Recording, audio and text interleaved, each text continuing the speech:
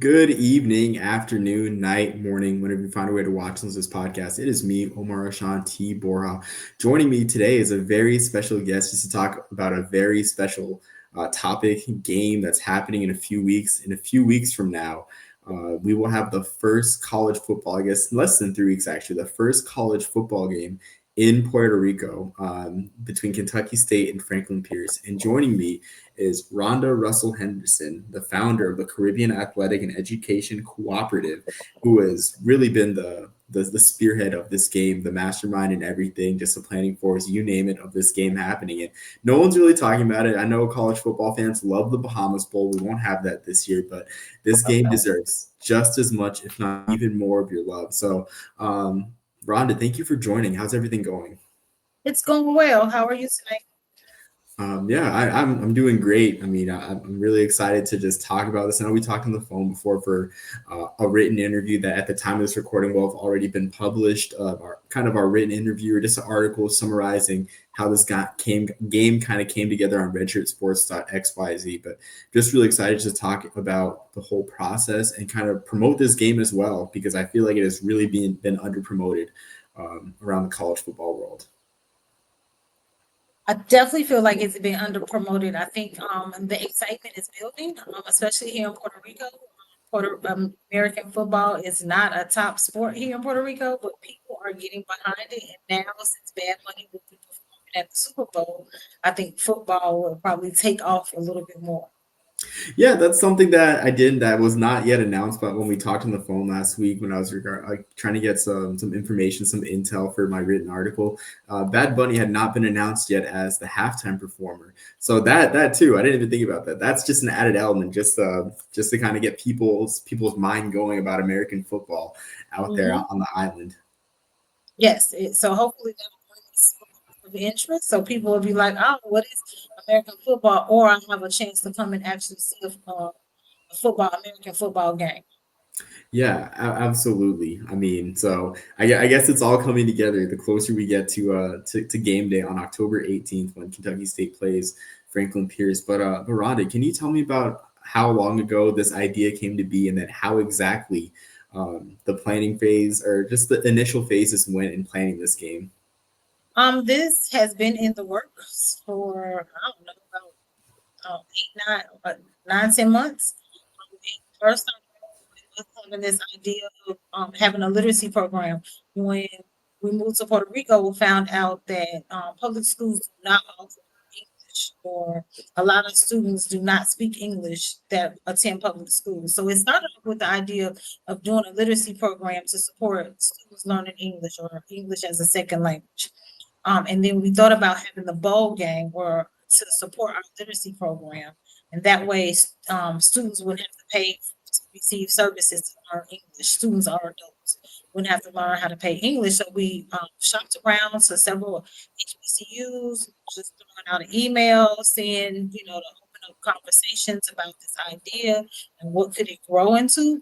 Kentucky State and the athletic director, Grant Step, responded to the email, loved the idea about the literacy program and how Kentucky State could give back to the island in support of through the game. Yeah, this sounds like an amazing win-win for both parties, like you said, for the literacy program that your team is starting for Kentucky State, which looking at their enrollment, this is free recruitment, free advertisement for an HBCU that just typically doesn't really get it on the national stage. Really, I mean, it's easy to turn on the TV and see Grambling and Southern in the Bayou Classic or seeing whoever participates in the Celebration Bowl at the end of the year on ABC, but you really Mhm. don't get that type of advertisement for Kentucky State, much less on the island. So just a wonderful opportunity to plant roots and become that island's de facto HBCU in a way. Yes, because students here want to go to the States, but they are not aware of all of the things that a HBCU offers for them. And so I think it's a wonderful partnership. Kentucky State has agreed to partner for 3 years to come play the game on the island, but not also that they want to recruit students from the island and give them in-state tuition. So I think, like you said, that's a win-win for everybody in this situation because it exposes them to HBCU, lot of students want to go to the States. It gives them a chance to learn English if needed. And also, fans get to watch American football. Yeah, exactly. I mean, it's I can't say enough how everyone wins, and again, it's great. Like I'm all for spreading, the game worldwide. It's kind of I guess not really overseas, but outside the lower 48, since Puerto Rico is our Commonwealth. But I mean, like I'm all for the spread of the game, and this is a game unlike the games in Europe, unlike the games that happen each year in Europe. That has a good cause, that has a really good charitable cause that will really advance a lot of students, a lot of young people. So it's very exciting and very noble to see something like this happening. My next question, though, is I know when we talked on the phone for the print interview, you mentioned like 9 to 10 months just to plan everything, and for bowl games here in the states, for neutral site games here in the states, that's not a lot of time. So, I mean, how difficult was the planning process, and what was the most difficult part of the planning process? Learning the system here in Puerto Rico. Puerto Rico is very relationship based, and so being able to get out to municipalities and talking to mayors and talking to different people to learn the process, in order to get endorsements from the Department of Sports and Rec, all the way to meeting with municipalities to say, hey, can I use your field? Has been a learning process, but a good one because you build relationships along the way. And that is something definitely here in Puerto Rico that they appreciate. That if you are here in Puerto Rico, you learn the way or their way, and the systems and everything is face to face. Is not sending an email, or how we do in the States, send an email and somebody will respond, and or you can fill out a form online or something like that. So that has been the most challenging part of just, being patient and learning how to, set up meetings or go to the mayor's office and, wait in line, to get your turn to talk about this program. And also having the enthusiasm, because you got to bring the enthusiasm about American football and about HBCU colleges because it's something that they are not familiar with. Yeah, exactly. I mean, it's just different hearing about that too. Just like not really email correspondence, having to go to the actual city itself to use the field and everything. That's just something that's foreign because there's every A, B, and C different type of benefactors or whoever that own different properties and stuff. So yeah, when I heard that too, that was something that was a foreign concept to me. I mean, almost like from a different time period, really. So, but it's just a great planning effort too. It's just really intriguing and unique. Just adds just another level, another layer of intrigue to this game, and how it came together. Well, one thing about Rincon has a bunch of American tourists, so that has been one of the positives that they are very familiar with American football in Rincon. So that has been a plus. The mayor there is very a sports person. He used to be a high school PE teacher, and so he has the enthusiasm about sports and the opportunity for his people in his town to be able to have that vision of American football and being the first, ever place to host this game. So, the more you talk about it, the more you find people are have a little interest in sports and like, what can this be? That has really helped push the momentum forward and getting things done. Yeah, absolutely. I didn't know about the mayor being a former PE teacher, but I know you mentioned before about the high American tourist population in Rincon, Puerto Rico, which is always encouraging too. I mean, it's always encouraging to have people familiar with the game, but you always have people too that just are looking to discover. I remember when I went to Notre Dame Navy in Ireland a couple years ago and sat next to a guy that had the first football game that he had seen was the previous year's college football game in Ireland. And so he was just Okay. taking it in and learning and everything. So people just like learning about new sports, and it's exciting. American football is exciting. It may not be as exciting as, I mean, I can't even say rugby because I don't think rugby's that popular on the island. But I mean, it's something different. It's different than everything that they have, really. I mean, baseball's cool, and of course, it's their national sport. But I mean, it's not exactly football. No, the football excitement here. My partner is has started a youth football program, and so he will be doing football on the west side of the island. They had it before Maria, and then it disappeared, and so a lot of people are really interested in getting their kids playing sports, especially a lot of people that have moved here from the mainland back to Puerto Rico. They are the ones that are really excited about having an opportunity for their children to be able to play football. And so we're trying to bring the idea of football around so everybody can benefit or enjoy the benefits of football, either watching it or playing. Yeah, and I mean that's just it's a great initiative because football is a great team sport. I mean, it really is. I think a question I have with that is for equipment wise, how are you overcoming the hurdles and getting the shoulder pads and every just shoulder pads, helmets, and just all the other equipment needed for um, to play football because it's a more equipment heavy sport than basketball or baseball. USA Football has been wonderful. Um, Sponsoring us, and we've been running grants to get foot uniforms. I think Rooster is our uniform person, and they just sent over the samples for the uniform. So they have been working very hard with us and trying to keep the cost minimum so parents can be able to afford their child to be able to play youth football. Wow, that's amazing. I'm glad that they're covering the cost too. It's a great game, of course. We know the dangers of football, but it's just a great team sport, and everybody that plays the game, just gains something from it, whether it be teamwork, just leadership, and everything. I mean, heck, I played high school football, and so I take lessons I still learn today. Okay, all right.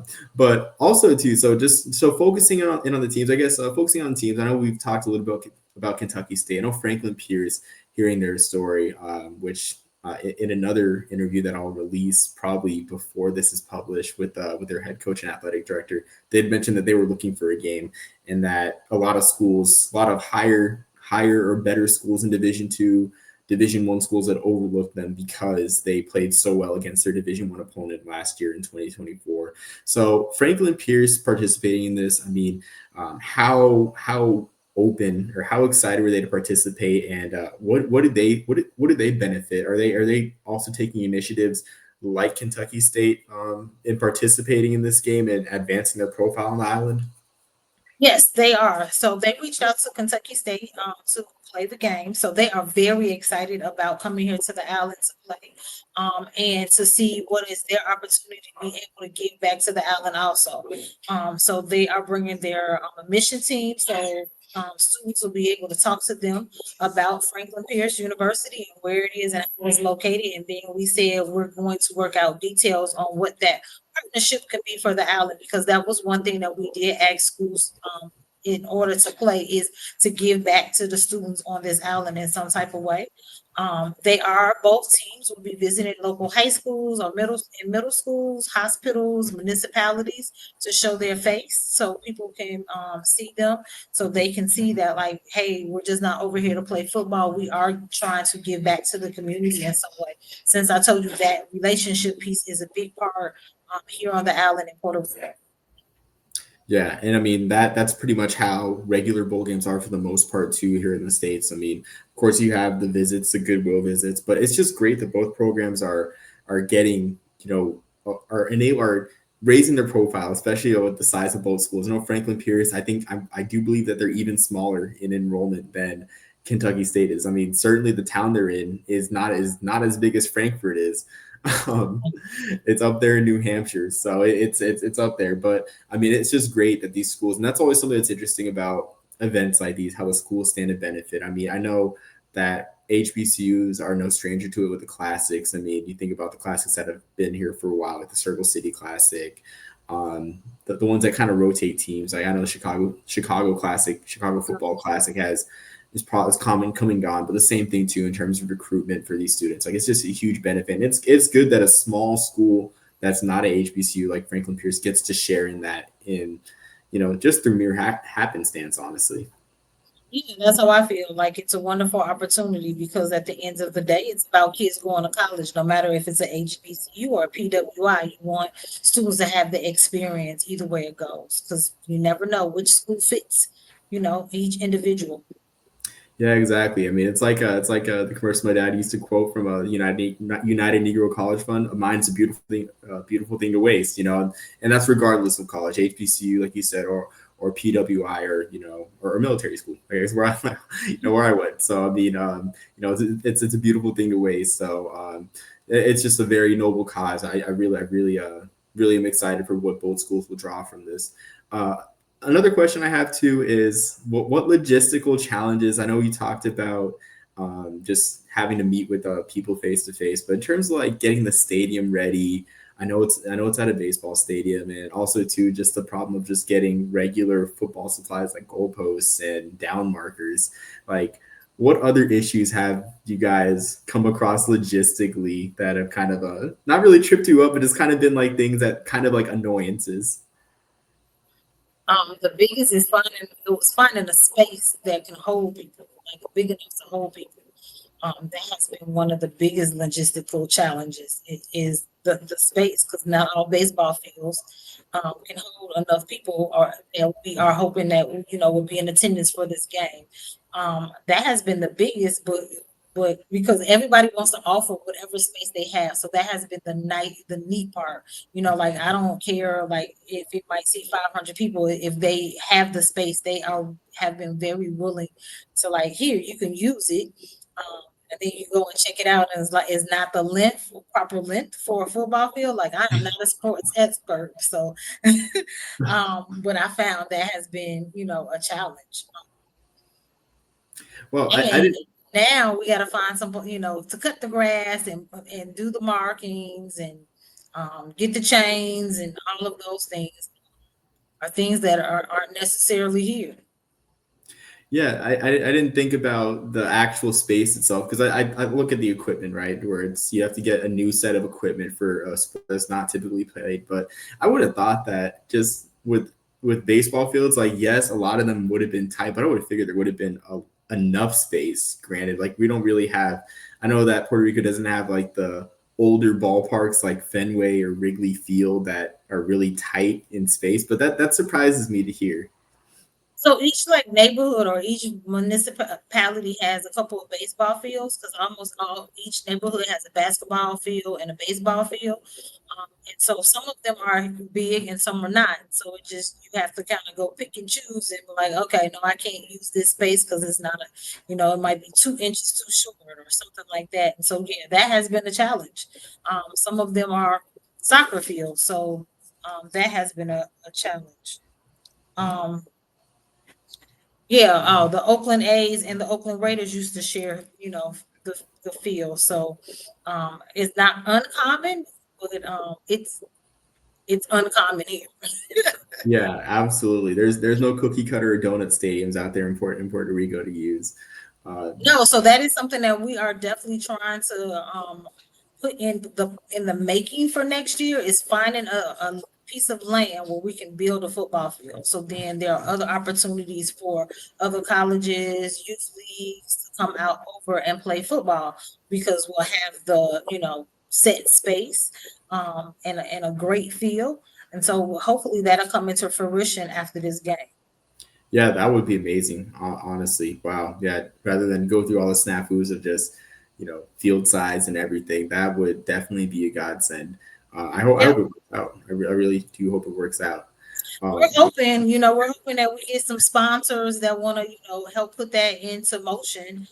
Because we're thinking how wonderful it would be for opportunity for Puerto Rico to be, in the contentions of when schools are thinking about, coming places to play, that Puerto Rico could be one, and CAEC could be the partner to help, sponsor and bring those things over here. So, like, I'm always crossing my fingers that, somebody will hear about it and, like, that is something I'm interested in, learning more. Because, like I said, all of this football, no matter what it is all going back into the literacy program. So, even building that field and schools coming over, it's an opportunity for students to be exposed here. And then, like I said, it's also to help build this literacy program, because eventually we want a summer camp, where they can come, do some activities in the summer to learn English, or just to learn how to improve their reading skills, you know. Um, so that is the hope. that this message gets out there to the right people, so they'll hear about our story and understand the it's not just football, the passion and the mission behind trying to help students have that opportunity and pathway to college that they may or may not have here on the island, but it's all about exposure and learning about different things. Yeah, I mean it's incredibly honorable, and I mean I hope this reaches the right people. I mean I'm not a huge podcast. I just kind of cover whatever I find enjoyable with college football, and then this is something that's very enjoyable and exciting. Um, so go. Never know. You never know. Somebody hear it and keep telling, keep sharing the story. That's how it's been here in Puerto Rico. We just met with Chick-fil-A Okay. and met with him. The Chick-fil-A in Isabella is a sports person, so he's interested. He just opened here in Isabella, but he is willing to come and do the concessions for the game. So, Oh, okay. yes, all all through conversation, right? So like, hey, it was, he's just like, it's a wonderful opportunity. He can see the growth and the our partnership and how that can develop over the next 2 years. And he's just like, I can't help a whole lot because I'm brand new. But I want to be in and I want to be able to support you all. So like I said, you never know how people spread the word out there, and what opportunities come from that. Yeah, exactly. I mean, so yeah, I just hope it spreads because there's a lot of just great, um, excuse me, ancillary things happening with the classic that'll help out. Just so I guess questions I have, I guess, in terms of to kind of like I guess wrap things up. So I know that the teams they're not really I guess covering any expenses. Your team's covering all the expenses for both teams, as far as so wow, it's a great deal. Yep, flights and hotels are covered by CAEC. And so that's why we have been really working hard out here trying to find partnerships, sponsorships. We're still like, hey, if you want to help, you definitely can. We are not saying everything is down to the zero. Anything last minute expenses always happen. So we definitely are still seeking, sponsorship, partnerships, donations. Because yes, we are trying to make it where Kentucky State and Franklin Pierce can come over and enjoy themselves. They arrive on Wednesday, and that way they can see a little bit of the island. They can give back a little bit by doing some community things. Rincon has some wonderful activities planned for them, and then Friday we are having a field day where the community will come out and meet and greet players, learn about the schools, have some activities and a bonfire, and then Saturday we're having a parade and then the game. Oh, bonfire! Yeah, I mean, this is that definitely is like big time college football because I mean, yeah, if there's a bonfire, there's a big game. So that's cool that you guys are doing that. I mean, I'm surprised that there was. I mean, I know we didn't even talk about that in our discussion for the written interview. Another question that I do have too is like, are there ticket allotments for fans, or is that I guess how is the ticket situation going? Tickets are being sold. The ticket information I know is on our website because Kentucky State University was selling tickets. So I just linked, excuse me, the link on our website, which is caecpr.org. Tickets could be found there. You have to once you link, you have to type in the game and then it pops up. But here in Puerto Rico, we are keeping costs to a minimum. So for adults, tickets are $10, and for children, they're $5, because we really want to make it a community event. This is the first ever college football game here, and so we want the community to be able to come out and experience college football the American way. And so we're like, hey, we have to keep things, to a minimum here. But people are more than welcome to go on the website to buy tickets. Tickets will be sold also at the gate. Wow, yeah, so that's a great price in this day and age. Puerto Rico, middle of nowhere, America, like $10 for a college football game. That is good in this day and age. Um, Yes.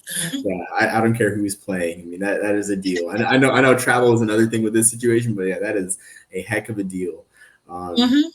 so my last question is in terms of broadcasting. So I know we when we talked last time, you mentioned Urban Edge Network is taking care of the broadcasting of this game. For them, I guess what are some of the things that they talk to you logistically? I know that cameras and equipment can't be can't be that easy to transport to the island. And are they also doing a remote broadcast with their announcers?